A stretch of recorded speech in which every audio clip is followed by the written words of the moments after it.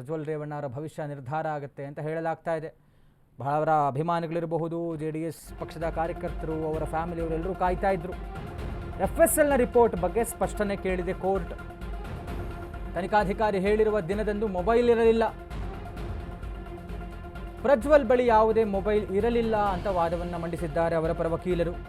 ಪ್ರಜ್ವಲ್ ಪರ ವಕೀಲರ ವಾದಕ್ಕೆ SPP ಜಗದೀಶ್ ಆಕ್ಷೇಪವನ್ನು ವ್ಯಕ್ತಪಡಿಸಿದ್ದಾರೆ. ಮಹಜರ್ನಲ್ಲಿ ಮೊಬೈಲ್ ಪಡೆದಿರುವಂಥದ್ದು ಸ್ಪಷ್ಟವಾಗಿದೆ ಅಂತ SPP ಜಗದೀಶ್ ಹೇಳಿದ್ದಾರೆ. ಕೇವಲ ಸ್ಪಷ್ಟೀಕರಣ ಬೇಕಾಗಿದೆ, ವಾದ ಬೇಡವೆಂದ ಕೋರ್ಟ್.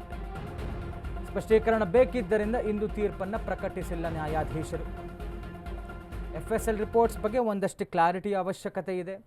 ಅವರು ಮೊಬೈಲನ್ನು ಇಟ್ಕೊಂಡಿರಲಿಲ್ಲ, ಬಳಸಿಲ್ಲ ಅವತ್ತು ಅನ್ನುವಂಥದ್ದನ್ನು ಪ್ರಜ್ವಲ್ ರೇವಣ್ಣ ಪರ ವಕೀಲರು ಹೇಳ್ತಾ ಇದ್ದಾರೆ. ಇತ್ತ ಅವರನ್ನು ಆಕ್ಷೇಪಿಸಿದಂತಹ SPP ಜಗದೀಶ್ ಅವರು ಹೇಳ್ತಾ ಇರುವಂಥದ್ದು ಇತ್ತು ಮೊಬೈಲು ಅನ್ನುವಂಥದ್ದನ್ನು ಹೇಳ್ತಾ ಇದ್ದಾರೆ. ಹೀಗಾಗಿ ಇವತ್ತು ಕೋರ್ಟ್ನಲ್ಲಿ ನಮಗೆ ವಾದ ಬೇಕಾಗಿಲ್ಲ, ಒಂದಷ್ಟು ವಿಚಾರವಾಗಿ ಸ್ಪಷ್ಟೀಕರಣ ಬೇಕು ಅನ್ನುವಂಥದ್ದನ್ನು ಕೇಳ್ತಾ ಇದ್ದಾರೆ ನ್ಯಾಯಾಧೀಶರು. ಹೀಗಾಗಿ ಇವತ್ತು ಅಂತಿಮವಾದಂಥ ತೀರ್ಪು ಹೊರಬರಬೇಕಾಗಿತ್ತು, ಅದನ್ನು ಆಗಸ್ಟ್ 1ಕ್ಕೆ ಮುಂದೂಡಿಕೆ ಮಾಡಿದ್ದಾರೆ. ಪ್ರಜ್ವಲ್ ರೇವಣ್ಣ ಅವರಿಗೆ ಇನ್ನಾದರೂ ಬಂಧನ ಮುಕ್ತರಾಗ್ತಾರಾ, ರಿಲೀಫ್ ಸಿಗುತ್ತಾ ಅನ್ನುವಂಥದ್ದು ಒಂದು ಕುತೂಹಲ.